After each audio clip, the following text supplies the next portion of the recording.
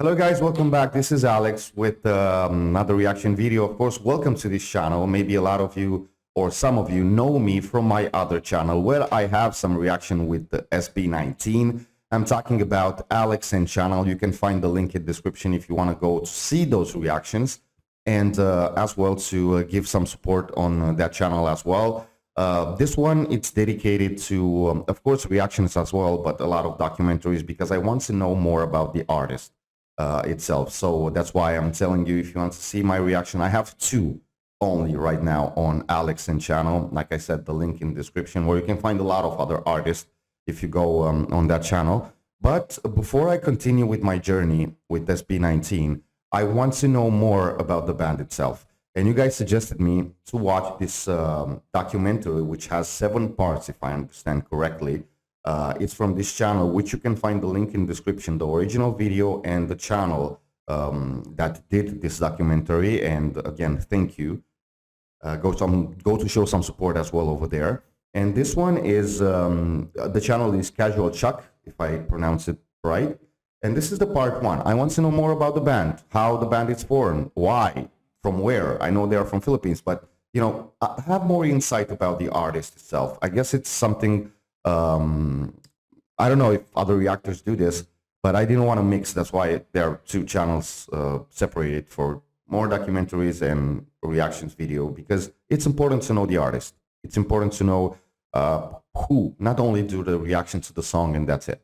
So that being said, of course, subscribe, like the video, and let's go with the first part. Greatest P-pop group ever. Are you proud of SB19? Very. And you don't accomplish that without making a few enemies. K-pop. Lima pala sila. K-pop pangit. Some of them coming from unexpected places. Pinoy ba daw? Parang may ginaya rin. But behind the group are 5 driven men who were about to transform what was once a laughingstock genre in music into the fastest growing genre of the world. Ever since we had this goal, and not just for us, but for the entire industry. Feeling ko hindi pa natin nakukuha yung recognition na dapat para sa atin. Between disbanding before they even debuted, all hope is lost parang nung time na yun. becoming industry outcasts and getting bashed by their own countrymen. So let's just stop for 1 second. Why these people are so mean? You should like watch the artist for what he creates, right? For the music that he does, for the connection that he has with the audience, not this kind of comments. I mean, what the hell? Honestly.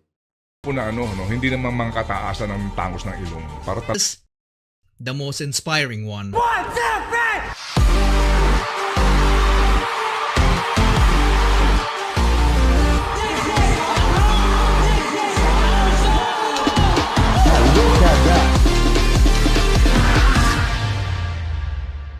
Yeah, this is the first part, sound break.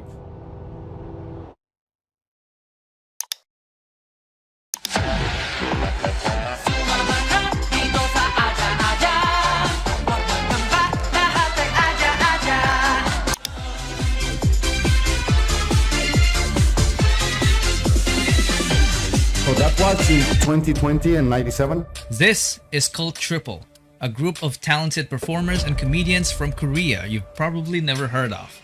No. They were formed back in 1994 when the word K-pop hasn't even been invented.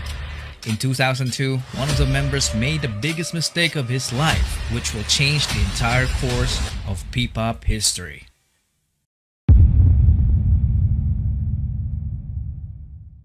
That member was Jong Song-han. It all started when he left the trio in 2002 to become an entrepreneur. Cult Triple became Cult 2. Most of their fans thought that Song-han's decision was a huge mistake because the remaining members started racking up different awards in the entertainment industry. If he only stuck around, he would have gotten those awards too.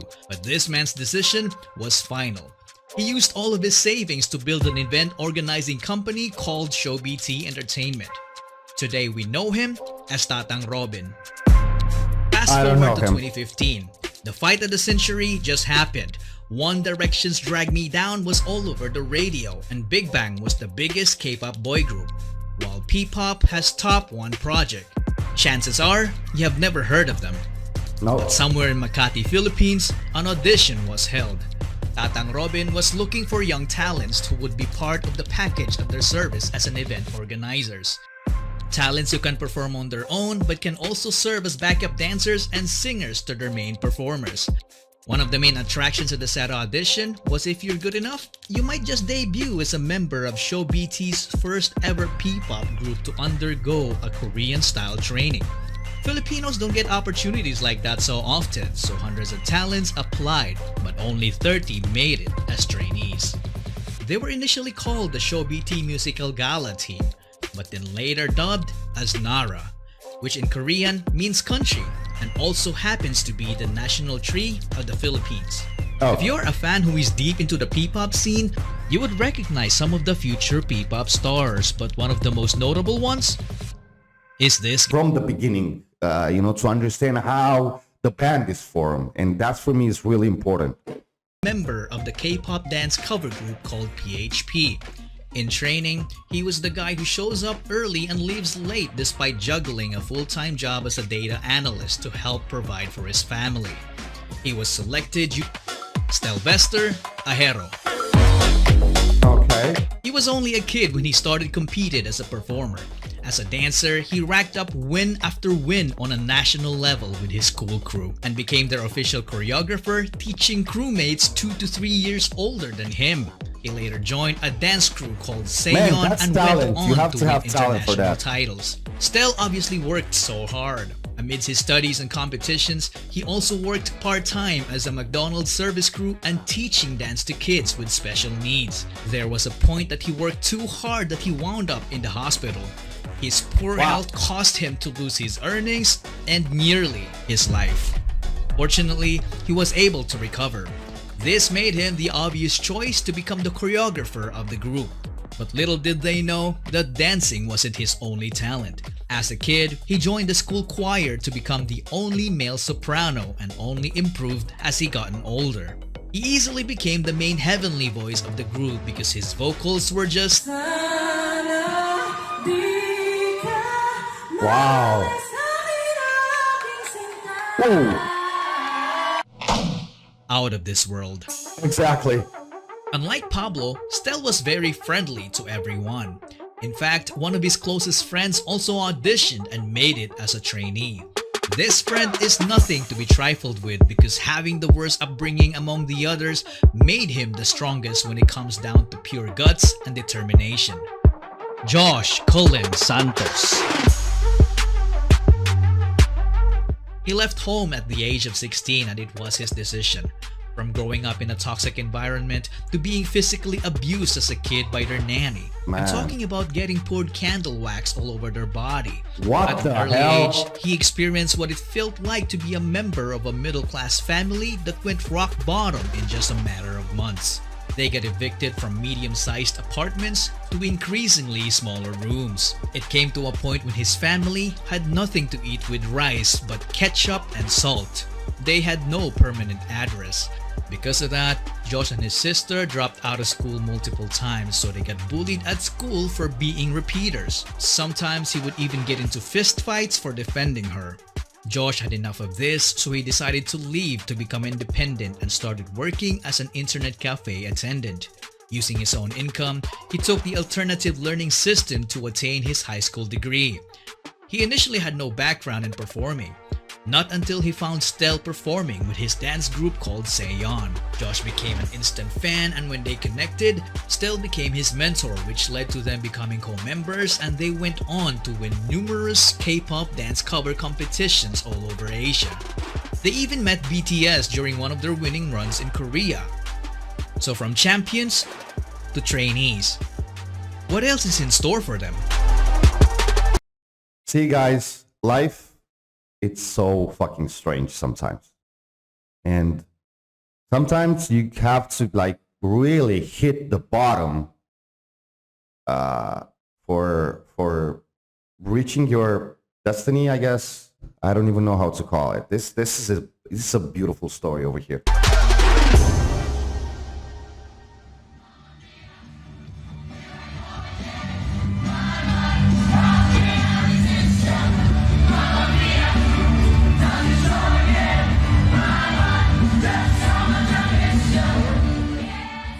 then on, their lives became all about performing in small events and training. We had one mentor when we were training. Tapos, more on personality development siya.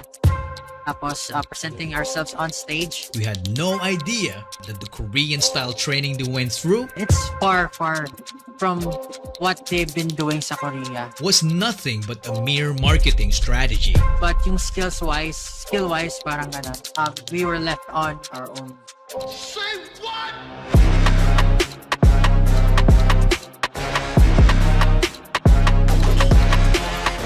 They were left alone to fend for themselves, sharing knowledge to improve each other with the hope of making the cut. Some sources told me that Pablo had to record some of their vocal sessions to effectively coach his co-trainees. All of that without salary. This went on for roughly a couple of years, and I don't know about you guys, but this for me sounded kind of brutal. It's It not is easy to brutal. keep doing the same thing over and over and over again without any form of guidance. They were also kept in the dark about their debut date. So frustration started brewing until it reached the point when it only took one trigger to call it quits. On one seemingly normal training day, all trainees were already in the studio, except for Josh. On the same morning, the train broke down. Nasira MRT during that time. Nasira yung MRT. Sinuspindi ang operasyon ng MRT dahil sa power outage. It wasn't really an accident, but this would still worry anyone, especially the trainees, because it's highly unusual for Josh to miss training. Later that morning, Josh arrived. His co-trainees felt relief because Josh turned out to be safe. You would think that their company would react the same way, right? Wrong. They decided to terminate his training. Na-late ako, What? tapos tinanggal ako. That was the trigger. Nung tinanggal po ako, nag-quit din yung mga grupo ko. Nag-quit din sila kasi parang naging trigger na point na kung tatanggalin mo si Josh. Umalis kami. So let's just stop for a second. So after everything that he did, the hard work and everything, just being late for, obviously his reasons. And man, I fucking hate this kind of marketing companies, record labels. They are just, man, sharks, like mercenaries, honestly. Sa grupo, Ganun mo lang kadali itapon yung lahat ng efforts and passion tsaka dreams namin. ShowBT had two choices: to keep all trainees or to keep no trainees. The company chose the latter. Everyone left except for Stell. There was only 3 of them for a while. Then a few other trainees started coming back. So ShowBT put together a talent workshop to get more talents to keep the Bert and JP. They either quit or ShowBT felt the need to let go of them and get someone who could take this already great group of guys and push them to achieve the next level. The extraordinary level. This years in the making project of ShowBT needed to reach its peak. So they started the online auditions. When Josh heard about it, he was like, I know a guy.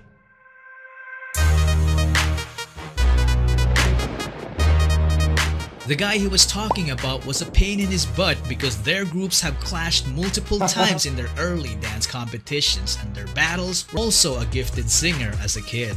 Every time there was a family gathering, he was always forced to sing karaoke by his relatives. But when he hit puberty, he lost confidence in his voice because he could no longer hit high notes. But his confidence came back after being mentored by Pablo, who taught him how to harness his unique low voice that seemingly sounds like it came from the underworld. Wow. When it comes to dance, he didn't know he could do it Man, until he he has was a forced really to in order to get good C2 grades note during level. school intramurals. After discovering dance, he transformed from a guy who didn't know it to someone who can fly. Because of his raw talent, he ended up teaching dance to the entire school and continued on to join the dance group called Amigo 7, a would-be rival of Josh and Stell's crew, Seyon. It quickly became a reverse if you can't beat them, then join them kind of deal. So Josh recruited Ken. But there was a problem. He was hundreds of islands away and didn't have the money. What did Josh do? He shelled out for his plane ticket. With nothing else to lose, Felipe went and left his previous life in the countryside. He then trained with the boys and officially debuted with them as Ken, the main dancer, the bass vocalist, and the lead rapper of the group. One thing to note is that they were an unlikely bunch because they wouldn't have met each other if Tatang Robin stayed with his already successful group in Korea. Justin didn't make it in his first audition, so he almost didn't try again until Josh told him to do so. And Ken wouldn't even have the opportunity to join if the ShowBT trainees didn't come back after that quitting incident. And that, ladies and This is gentlemen, destiny, see? is the butterfly effect. Up over here, this was part one, which for me was fantastic because, you know, being new in this world is like, wow. And like I said at the beginning, I really enjoyed to understand, before I go with other reactions, to understand more the band itself. And it's something amazing. They have the story, it's in some parts, it's really heartbreaking.